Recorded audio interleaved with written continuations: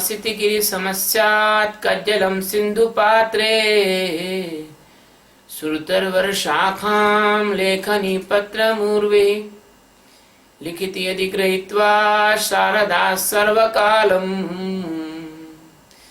तदपि तद्गुणानामीश पारं न याति। ओम गुरु ब्रह्मा गुरु विष्णु गुरुदेवो महेश्वरा गुरु साक्षात् परब्रह्म तस्मै श्री गुरुवे नमः। ध्यानमूलं गुरुमूर्ति पूजामूलं गुरुपदम् मंत्रमूलं गुरुर्वाक्यं मोक्षमूलं गुरुकृपा। सद्गुरु भगवान की जय, स्वामी जी महाराज की जय। शिवोहम। आज जो है श्रीमद् भगवद गीता के 5वें अध्याय का 17वां श्लोक है और इस श्लोक में भगवान श्री कृष्ण कह रहे हैं कि तद्बुद्ध्या तदात्माना तन्निष्ठा तत्परायणः गच्छन्ति अपुनरावृत्तिं ज्ञान निर्धूत कल्मषः। तद्बुद्ध्या, जिसकी बुद्धि बस सिर्फ परमात्मा के मार्ग में लग गई है।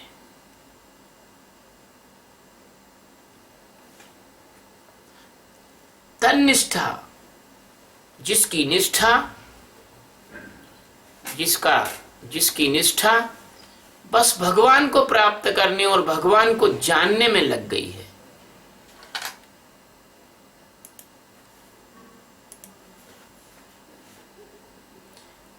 तदात्माना, जिसका मन परमात्मा में तद्रूप हो रहा है, उसका मन जो है अमन हो गया।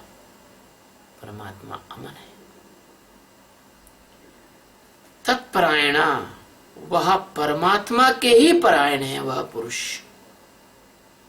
ज्ञान निर्धूत, ज्ञान के द्वारा वह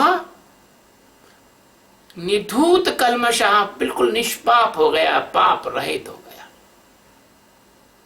जैसे अपुनरावृत्ति, मतलब वो अब लौट कर नहीं आएगा। अब वह परमात्मा में छलांग लगा जाएगा। अब वो लौटकर इस धरती पर आने वाला नहीं। अपना वृत्तिम गतिम, उसकी गति ऐसी हो जाती है, वो पेंडुलम नहीं है, वो रॉकेट है। वो अपुनरावृत्ति को प्राप्त होता है, वो परमात्मा में लीन हो जाता है, वो वहां से लौट कर नहीं आता। सच्चिदानंद परमात्मा सदगुरु श्री कृष्ण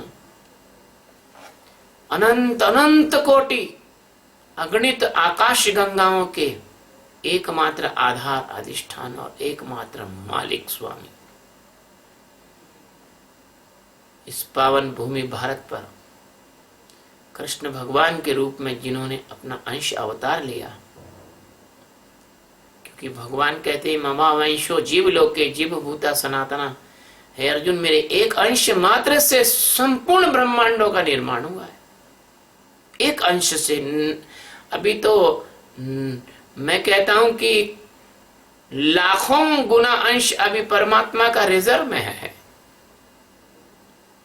लाखों का एक अंश। मैंने एक बचपन में कविता पढ़ी थी, मानव का अनुपात। उस कविता में लिखा था हमारे अनंत आकाश गंगाओं में से हमारी एक आकाश गंगा, उस आकाश गंगाओं में से हमारी एक आकाश गंगा के अनंत सौर मंडलों में से हमारा एक सौर मंडल, और उस सौर मंडल में अनेक ग्रहों में एक हमारी पृथ्वी, और पृथ्वी पर बड़े बड़े देश, और उन देशों में हमारा भारत, और भारत देश के 25-28 प्रांतों में मेरा एक प्रांत, और उन प्रांतों में उस प्रांत में कई नगर, उन नगर में मेरा एक नगर, उस नगर में मेरा एक मोहल्ला, उस मोहल्ले में मेरा एक घर, और उस घर में मैं हूं, तो मेरा अनुपात क्या होना चाहिए? ऐसे भगवान का है। भगवान का इतना छोटा सा अंश इन अनंत न्याहारिकाओं का निर्माण कर लेता है, और बाकी परमात्मा सच्चिदानंद के उस विराट स्वरूप को आप जान नहीं सकते। आज तक किसी ऋषि मुनि ने भी संपूर्ण रूप से नहीं जाना है। पूरा सागर आप नहीं पी सकते। आप 1 बूंद 2 बूंद 10 बूंद 1 गिलास पानी सागर का पी सकते हो, पूरा सागर आप नहीं पी सकते। तो ऐसे करुणा वरुणालय परमात्मा श्री कृष्ण भगवान के रूप में मनुष्य का रूप बनाकर आए। कहते हैं कि भगवान जन्म नहीं लेते। हाँ, जन्म नहीं लेते। हाड़ मांस और मलमूत्र का शरीर नहीं होता उनका। हाँ, नहीं होता। जैसे कोई एलियन आता है तो आप जैसा नहीं होता। पर वो एलियन के भी एलियन है, मौत अलग है। निज इच्छा निर्मित तनु माया गुण गोपाल। अपनी इच्छा से अपने शरीर के परमाणुओं का माया और गुणों से पार वो भगवान अपनी योग माया से प्रकट होते हैं। चाहे राम हो, चाहे कृष्ण हो, चाहे नानक हो, चाहे दादू हो, चाहे पलटू हो, चाहे रविदास हो, चाहे कबीर हो, चाहे महावीर हो, और चाहे मेरे सदगुरु हो। आपको लगता है कि वो हाड़ मांस के शरीर के होंगे, लेकिन वो होते नहीं। क्योंकि जिस दिन उन्हें द्विजत्व प्राप्त होता है, उनका कंप्लीट ट्रांसफॉर्मेशन, पूर्णतः रूपांतरण हो जाता है, वो कण ही नहीं रहते। सृष्टि में वो कण ही नहीं है जिनसे सदगुरु बने हुए हैं। वो कण ही कुछ अलग है। ऐसे भगवान श्री कृष्ण अर्जुन को बता रहे हैं कि अर्जुन, वो जिज्ञासु, वो खोजी, वो प्रेमी, वो मुनि, वो हंस, जो परमात्मा अपने अंदर मौजूद किस रूप में है उसको जानने के लिए जीवन पूरा दांव पर लगा देते हैं। उनको कुछ मतलब नहीं है जगत से। जगत और पदार्थ की किसी वस्तु में उनका कोई लगाव, अटैचमेंट, जुड़ाव और आकांक्षा और भूख नहीं होती। जैसे कोई व्यक्ति IAS की पढ़ाई कर रहा होता है ईमानदारी से, तो उसके मन में ये इच्छा नहीं होती है कि मैं 2, 5, 10 घंटे के लिए कहीं घूम आऊं, कि मैं कहीं कोई पिक्चर देख लूं, कि मैं कहीं कोई मौज मस्ती कर लूं। उसका एक ही ध्यान लगा रहता है कि भाई मैं IAS में कैसे निकलूं, और पढ़ाई करता है। जब तुम्हारे संसार के इन प्रतिस्पर्धा वाली परीक्षाओं के लिए इतना डिवोशन लगता है, तो करोड़ों अरबों जन्मों से जो तुम भटक कर आ रहे हो, उससे मुक्ति प्राप्त करने के लिए कितना उच्च कोटि का समर्पण, डिवोशन और मेहनत लगेगी। तो वो व्यक्ति जो होता है वो इतना तल्लीन हो जाता है, जैसे मीरा कहती कि मेरो तो गिरधर गोपाल, दूसरो ना कोई। वो परमात्मा की सेवा दूसरे की तरफ नहीं बहता। उसकी जीवन ऊर्जा सिर्फ परमात्मा में बहती है। जैसे रामायण कहती है, जिन्हें न चाहे कछु कभी तुम सहज सने। बस सिर्फ परमात्मा, सिर्फ अपने आप को कैसे जानूं। परम भगवान अगर मेरे अंदर मौजूद है तो किस रूप में मौजूद है। कभी वो रोता है, नया जिज्ञासु, कभी भगवान के लिए प्रार्थना करता है, कभी सतगुरु की खोज में निकलता है। जैसे ही सतगुरु मिल जाता है तो बस उसको दांतों से पकड़ लेता है। जैसे मरता हुआ, गिरता हुआ आदमी अगर कोई चीज मिल जाए तो उसको हाथ से, दांत से सब तरह से पकड़ लेता है रस्सी को, कि मैं नीचे पहाड़ में गिर न जाऊं। भगवान कबीर कहते हैं, मेरी सतगुरु ने पकड़ी बाह, नहीं तो मैं गिर जाती। फिर सतगुरु उसकी बाह पकड़ ले, ऐसा उस सतगुरु के से अनुरोध करता है, प्रार्थना करता है, प्राणों से प्रार्थना करता है। तो श्लोक कह रहा है कि तत्बुद्ध्या, तो उसकी जो बुद्धि होती है, तुम्हारी तो बुद्धि थी संसार में लगी कि शेयर मार्केट में कौन सा शेयर बढ़ रहा है मैं वो खरीद लूं। तुम्हारी बुद्धि है पढ़ाई लिखाई में, तुम्हारी बुद्धि है नौकरी चाकरी में, तुम्हारी बुद्धि है मकान बनाने में, तुम्हारी बुद्धि है लोगों को पटाने में, तुम्हारी बुद्धि है वोट कमाने में, तुम्हारी बुद्धि है एमएलए एमपी बनने में, तुम्हारी बुद्धि है समाज में प्रतिष्ठा पाने में, तुम्हारी बुद्धि है बहुत सारे मकान बनाने में, तुम्हारी बुद्धि है ब्लैक मनी इकट्ठी करने में, तुम्हारी बुद्धि है संसार की भोग विषय वासनाओं को जितना ज्यादा खा पी सको उतने खाने में कैसे कैसे चतुराई चाहिए उसमें लगी है। उसकी उल्टी हो जाती है बुद्धि, उसकी पूरी चतुराई परमात्मा में लग जाती है। जैसे सत्यबोध हाना और अपनी शरीर, इनकी पूरी चतुराई लगी रहती है कि गुरु महाराज की पोस्ट कैसे डालें, कैसे ग्रुप में लोगों को लाएं, कैसे जिज्ञासुओं को खोजें, कैसे परमात्मा के प्यासे लोगों को लाएं।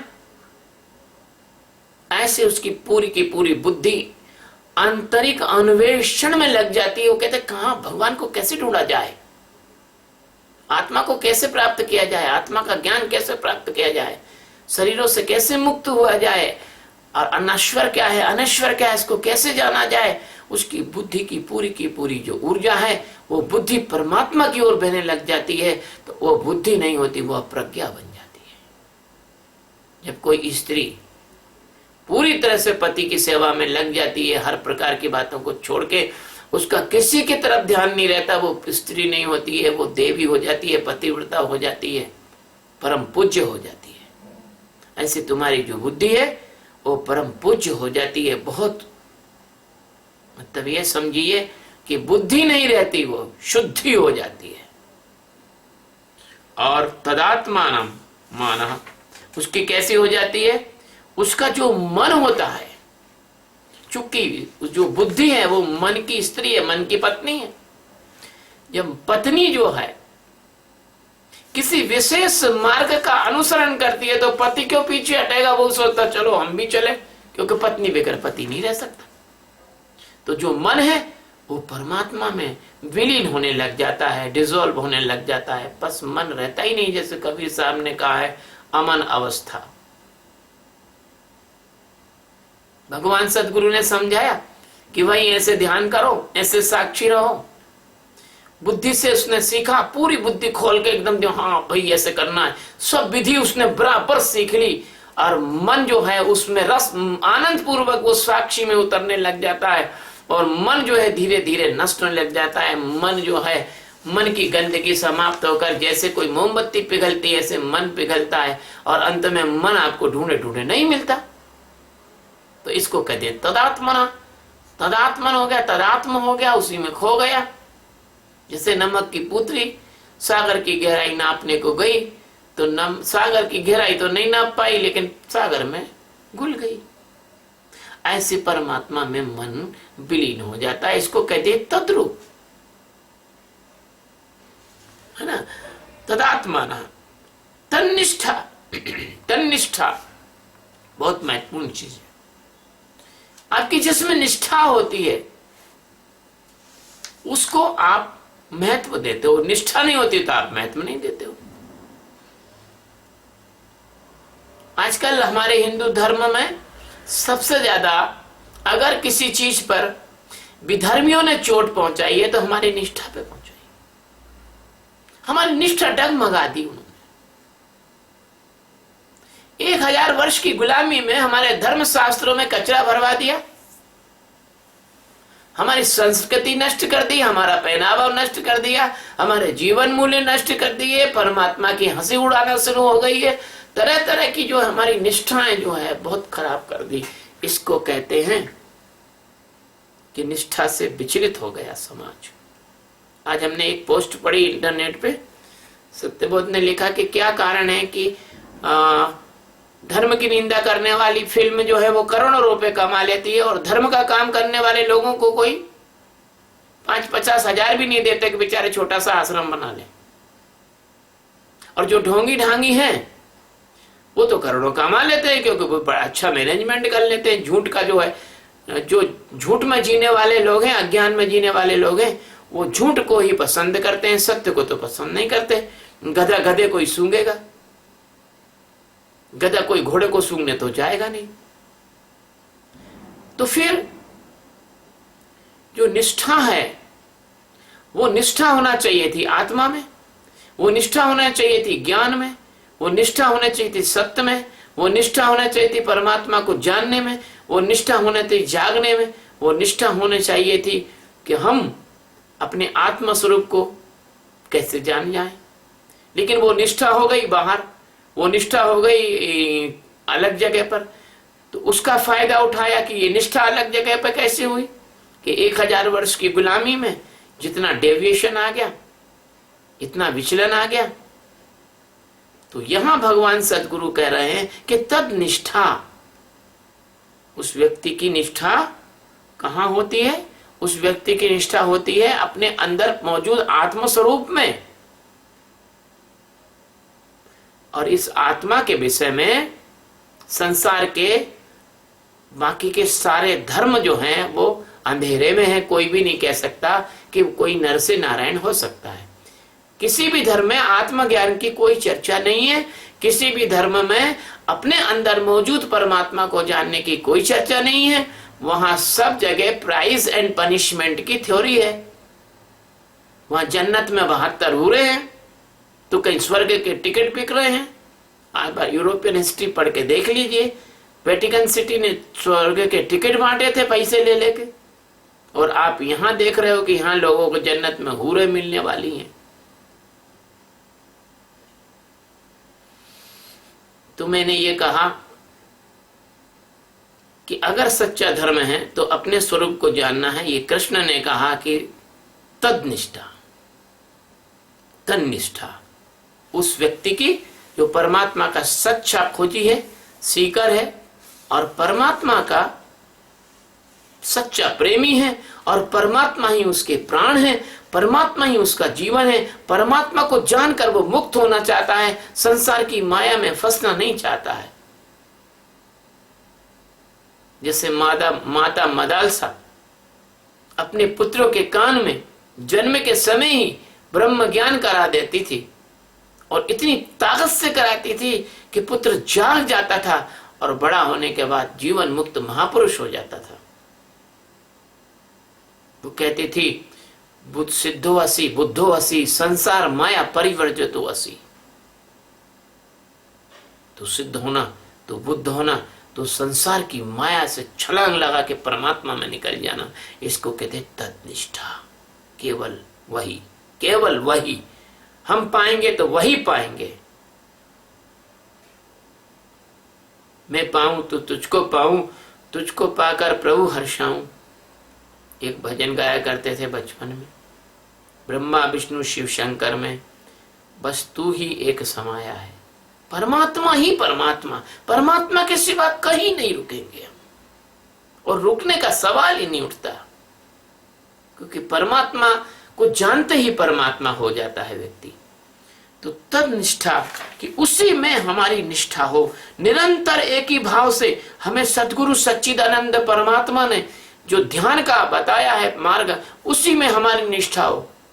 यदि आपको भगवान सद्गुरु ने बताया कि आप सांस का ध्यान करें, सांस को देखें, तो आपको सांस को देखना है, पूरी ताकत से देखना है। एक भी सांस ऐसी नहीं होना चाहिए कि जिसको आप साक्षी में ना देख सको।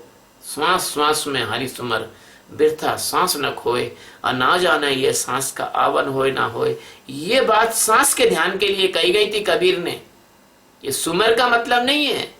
सुमेर का मतलब सु यानी अच्छी तरह से, मी यानी मिलना, र यानी रमने वाले तत्व में। सुमर परमात्मा जो सब जगह रम रहा है, कण कण में जिसका वास है, उसको अच्छी तरह से उसमें अपने आप को मिला लेना, ये सुमिरन है, ना कि कोई जीवान से सुमिरन। माला तो कर में फिरे, जीव फिरे मुखमाई, और मनवा तो 14 फिरे, यह तो सुमिरन नहीं। तो एक ही भाव से सच्चिदानंद परमात्मा में जो स्थित होना चाहता है, स्थित है, वह है तन्निष्ठा। यदि मान लीजिए आपको सदगुरु ने साक्षी में ठहराया है, तो आप साक्षी में ठहरिए। आपको ध्यान में ठहराया है भगवान की कृपा से, आप ध्यान में ठहरिए। आपको भान में ठहराया है, आप भान में ठहरिए। और अगर आप जाग गए तो जागरण में ठहरिए। आपका वहां ठहरना आपका वहां रुकना, आपका वहां एक ही भाव से स्थित होना, वह और आप दो नहीं।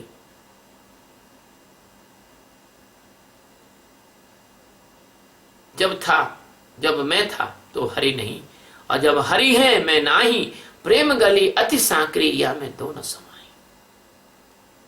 गुरु समाना शिष्य में, शिष्य लिया कर नेह, और बलगाए बलगे नहीं, एक प्राण दो दे। तुम और परमात्मा एक ही हो जाते हो। तुम जहां से परमात्मा का सही ईमानदारी से ध्यान करना शुरू कर देते हो, तुम और परमात्मा वहां से एक होना शुरू हो जाते हो। एक छोटा सा एक मुझे बात याद आती है, बहुत अच्छी लगती है,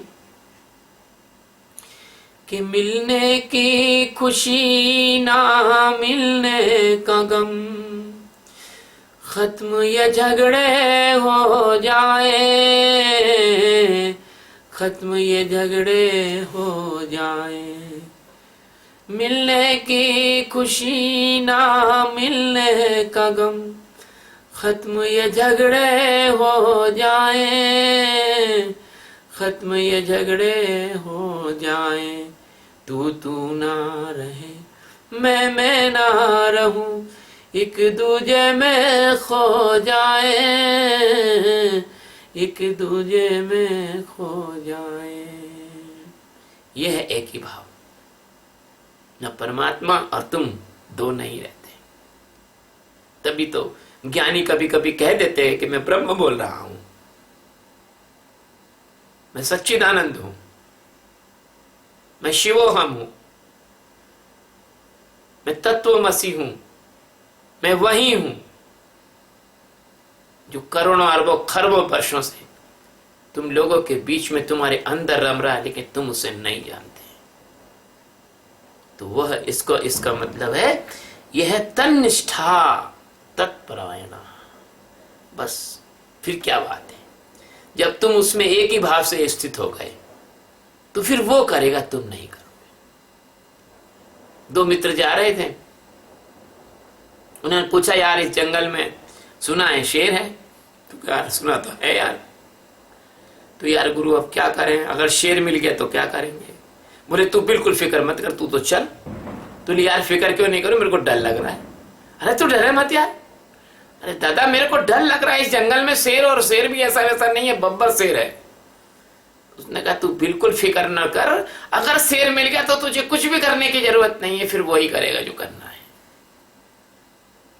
तो तुम चिंता मत करो बच्चों, परमात्मा में अगर तद्रूप हो गए तो तुमको कुछ नहीं करना है, फिर परमात्मा को जो करना है वो करेगा।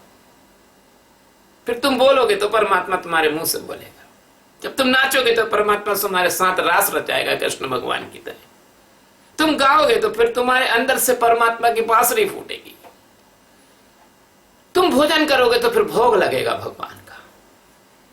तुम शयन करोगे तो तुम्हारे अंदर भगवान जो है विश्राम करेंगे, लेकिन जाग कर तुम्हारे अंदर परमात्मा कभी सोता नहीं। परमात्मा कभी सोता नहीं, वो सदा चैतन्य है, शाश्वत है, अजर है, अमर है, अविनाशी है, अजन्मा है, अकर्ता है, अभोक्ता है। ढूंढो अपने अंदर कुछ ऐसा तत्व, वो क्या है जो तुम्हारे अंदर अजर है, तुम्हारे अंदर अमर है, तुम्हारे अंदर अविनाशी है, तुम्हारे अंदर अभोक्ता है, तुम्हारे अंदर माया के तीनों गुणों से, रजोगुण तमोगुण सतोगुण से जो प्रभावित नहीं होता, जो तुम्हारी इंद्रियों से परे है। तो सबको जानकर सब में रह के, और सबको जानने वाला है, लेकिन उसको वो जान नहीं सकते। जड़ शरीर की इंद्री बुद्धि मन उसको नहीं जान सकते, पर वो सबको जानता है। इसलिए आत्मा से आत्मा को जाना जाता है, आत्मा को आत्मा ही जानता है। जो जागोगे तो तुम अपने आप को जानोगे। तुम्हें कोई ऐसा नहीं कि तुम्हारी आंख देख लेगी, कि तुम्हारे कान सुन लेंगे। ये तो नानाहाद नाद और ज्योति वगैरह, ये तो सिर्फ तुम्हारा ध्यान लगाने, कंसंट्रेशन की चीजें हैं। इसका आत्मा से कोई संबंध नहीं है। कोई मेरे कान में आवाज आती है तो मेरे को ऐसा दिखता है, मेरे को वैसा दिखता है, इसमें कोई दम नहीं है। तो तत्परायणा, फिर वह पुरुष जो है कैसा हो जाता है, बस परमात्मा ही परमात्मा के परायण हो जाता है। और ज्ञान निर्धूत कल्मशा। अरे भैया अब ये कहने की जरूरत थी नहीं, लेकिन तुम लोग बुद्धिहीन हो तो भगवान को कहना पड़ा। कि ज्ञान निर्धूत कल्मषा को ज्ञान के द्वारा उसके सारे पाप नष्ट हो जाते हैं। जैसे कोई कहना समझाने की जरूरत है कि सूरज उगता है तो अंधेरा नष्ट हो जाता है, सबको पता है, सबको मालूम है। लेकिन फिर भी मनुष्य जो है, मनुष्यता मूर्खता की गहरी दलदल में फंसी हुई है। इसलिए सदगुरु बार बार बताते हैं, बार बार समझाते हैं। वो कहते हैं कि ज्ञान निर्धूत कल्मषा, ज्ञान के होने से और धूर्धानी उड़ जाती है पापों की। पाप क्या पुण्य क्या, जब मन बुद्धि चित्त अहंकारी नहीं बचे तो तुम्हारे पाप पुण्य कहां से बचेंगे। जब पूरे कंबल में ही आग लग गई है तो कंबल में होने वाले जू कहां बचेंगे, सभी जल जाएंगे, क्योंकि ज्ञान अग्नि दग्ध कर्माणि, ज्ञान निर्धूत कल्मषा।